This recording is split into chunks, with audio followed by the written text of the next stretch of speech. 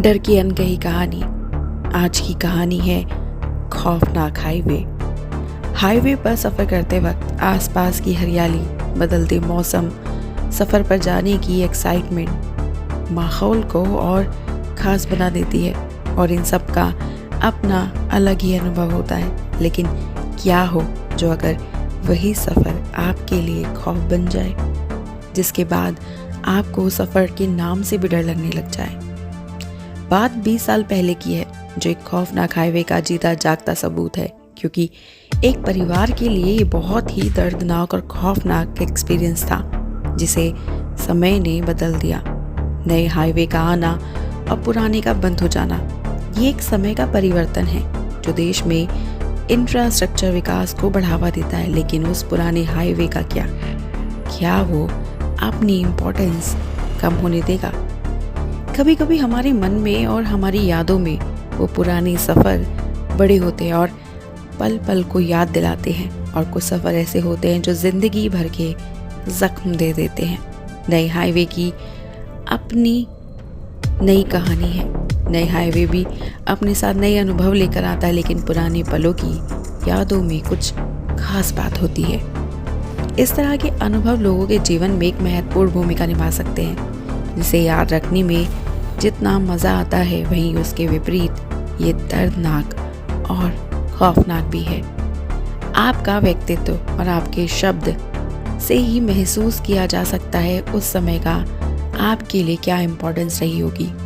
वो हाईवे बंद हो गया, एक नए हाईवे ने उसकी जगह ले ली, पर कारण उस हाईवे के बंद होने का नया हाईवे नहीं था। कहते हैं कि उस हाईवे से आज भी बहुत कम ही लोग बाहर वापस आ पाते हैं। एक ऐसा ही परिवार दिल्ली से जयपुर जा रहा था, अश्विन और उसका परिवार। अश्विन गाड़ी चला रहा था। एक जगह से दो रास्ते कटे, एक न्यू हाईवे पर और एक पुराने हाईवे पर। पुराने हाईवे की ओर एक बोर्ड लगा था जो जयपुर का शॉर्टकट रास्ता बता रहा था। अब अश्विन को लगा कि इससे तो हम जल्दी पहुंच जाएंगे। वो कुछ और सोचे बिना उस हाईवे की तरफ चल दिया। कहते हैं सबका नसीब ऊपर से लिख कर आता है, शायद इनकी किस्मत में यही लिखा था, हाईवे पर, उस हाईवे पर सफ़र करना। अश्विन और उसका परिवार उसी हाईवे पर होता है। कुछ समय बैठने के बाद अश्विन को लगता है कि हाईवे पर सिर्फ वही है, ना कोई गाड़ी, ना कोई इंसान। बहुत देर चलने के बाद गाड़ी के सामने अचानक से एक हिरन आ जाता है और गाड़ी जोर से उस हिरन से टकराती है। अश्विन जल्दी से उतरकर देखने जाता है, पर वहाँ कुछ नहीं होता। बावजूद इसके कि उसे ऐसा लगा जैसे वहाँ कुछ हुआ ही नहीं, और तो और गाड़ी को भी कुछ नहीं हुआ था। अश्विन गाड़ी में वापस बैठ गया और गाड़ी चलाने लगा। पर यह हादसा बहुत डरा देने वाला था, जिसने पूरे परिवार को अंदर तक हिला दिया था। फिर अश्विन ने नोटिस किया कि जैसे हम वापस एक ही जगह घूम रहे हैं। अश्विन को एक छोटा सा बोर्ड भी दिखा। उसे उतरकर वहाँ पर निशान बना दिया और फिर वापस गाड़ी चलाने लगा।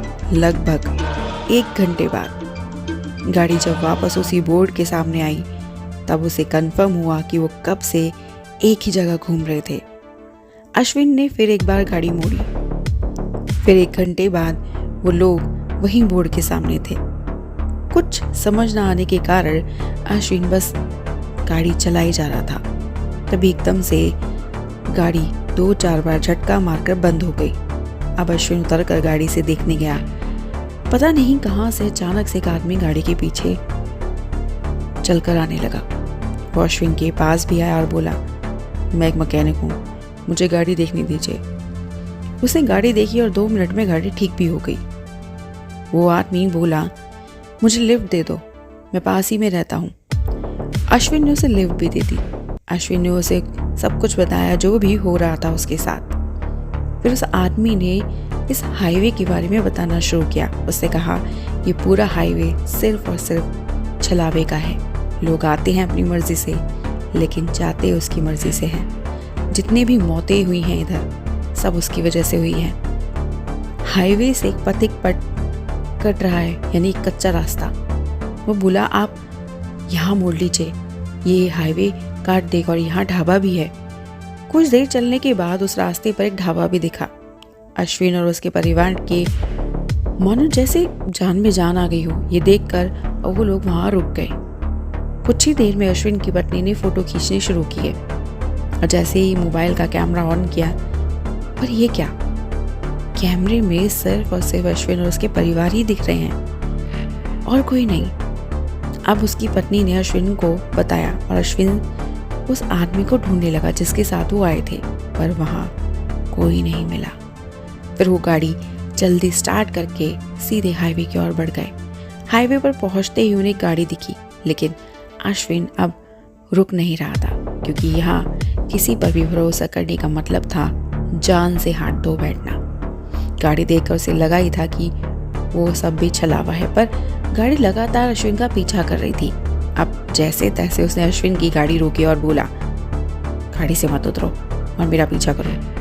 अश्विन ने पहले तो उसके साथ चलने से मना कर दिया, लेकिन उसकी एक बात ने उसे अपने साथ चलने पर मजबूर कर दिया। उसने कहा कि अगर यहाँ से जिंदा बचकर जाना चाहते हो तो मेरे पर भरोसा करो, इसके अलावा तुम्हारे पास और कोई दूसरा रास्ता भी नहीं है, वरना तुम यहीं भटकते रहोगे।